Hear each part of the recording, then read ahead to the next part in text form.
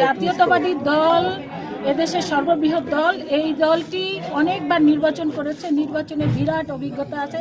আর দীর্ঘ 17 বছর জাতীয়তাবাদী দল বাংলাদেশে একটি অবাধ, সুষ্ঠু, নিরপেক্ষ নির্বাচন করবার জন্যই এত আন্দোলন, এত সংগ্রাম করেছে এবং সম্পূর্ণভাবে প্রস্তুত। আমি মনে করি যে এখানে যদি মার্কিং করা হয় তাহলে আমি মনে করি 100%-এর মধ্যে 100%ই প্রস্তুত আছে জাতীয়তাবাদী দল একটি অবাধ, সুষ্ঠু, নিরপেক্ষ নির্বাচন করবার জন্য।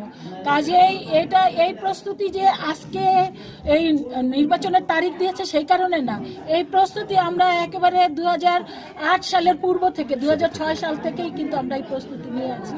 এইটারও দিনে দিনে আমরা এইটারও ফিল্টারিং করেছি, আমাদের কোথাও কোনো দুর্বলতা আছে কিনা, কোথাও আমাদের ভুল হচ্ছে কিনা, এটা করে করে আমরা একেবারেই আমরা মনে করি একদম 100% এখন আমরা সম্পূর্ণভাবে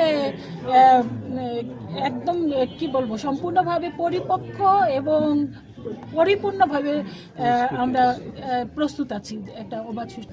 দেখুন, এই মুহূর্তে তো আপনি জানেন যে আওয়ামী লীগের কার্যক্রম নিষিদ্ধ আছে, সেই কারণে আওয়ামী লীগ নির্বাচন করতে পারবে কিনা এই ব্যাপারে তো পুরা জাতি একটা বিরাট মানে প্রশ্নের মুখে আছে। তো আমি যেহেতু এটা তাদের কার্যক্রম নিষিদ্ধ, এই ব্যাপারে আমি আর আমার বক্তব্য অন্য কিছু আর দীর্ঘায়িত করতে চাই না। আর আরেকটা হলো যে আমরা অবশ্যই প্রতিদ্বন্দ্বী, আমাদের শক্ত প্রতিদ্বন্দ্বিতা থাকুক, এটাই চাই। শক্ত প্রতিদ্বন্দ্বিতার মধ্যে দিয়েই একটা ফেয়ার ইলেকশন হোক, সেটাই আমরা চাই। সেই কারণে আমরা মনে করি যারা যারা নির্বাচনে আসবে তাদের প্রত্যেককেই আমাদের শক্ত প্রতিদ্বন্দ্বী মনে করেই আমরা নির্বাচন করি।